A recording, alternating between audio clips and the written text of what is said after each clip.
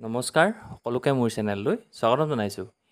ADRE grade 3 আৰু grade 4 APSC আৰ্হিত পৰীক্ষা হোৱাৰ কথা আছিলে।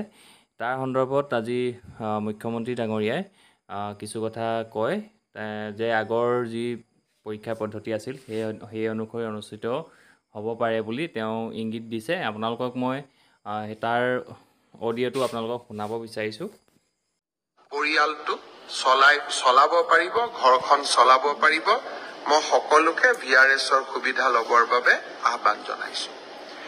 যোৱা পৰহি মই ফেচবুক লাইভত এটা কথা উল্লেখ কৰিছিলো যে অসম চৰকাৰৰ তৃতীয় আৰু চতুৰ্থ শ্ৰেণীৰ যি পৰীক্ষা হ'ব তাত আমি লোকসেৱা আয়োগৰ আৰ্হিত প্ৰিলিমছ আৰু মেইনছ আমি অনুষ্ঠিত কৰিম।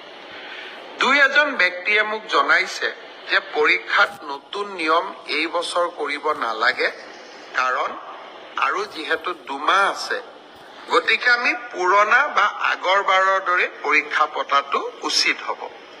আমাৰ চৰকাৰখনে সদায় ৰাইজৰ কথা শুনিবৰ বাবে চেষ্টা কৰে, কাৰণ আমি বিশ্বাস কৰোঁ লাও যেনেকে পাতৰ তলত থাকে, চৰকাৰো ৰাইজৰ তলত থাকে, ৰাইজৰ ঊৰ্ধত নহয়।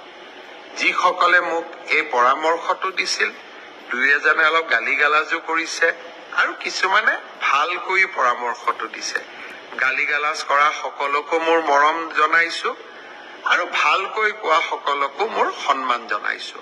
আপোনালোকৰ পৰামৰ্শ অহা 2-3 দিনত আমি বিবেচনা কৰিম আৰু যিহেতু পৰামৰ্শটোত মেৰিট আছে যে হয় 2 মাহ থাকোতে পৰীক্ষাৰ পেটাৰ্ণ এটা সলনি কৰিব নালাগে, বিষয়টো আমি ডেফিনেটলি আমি বিবেচনা কৰি অহা 2-3 দিনতে আপোনালোকক ইয়াৰ সিদ্ধান্তৰ বিষয়ে মই অৱগত কৰিম। আজি দিনটোত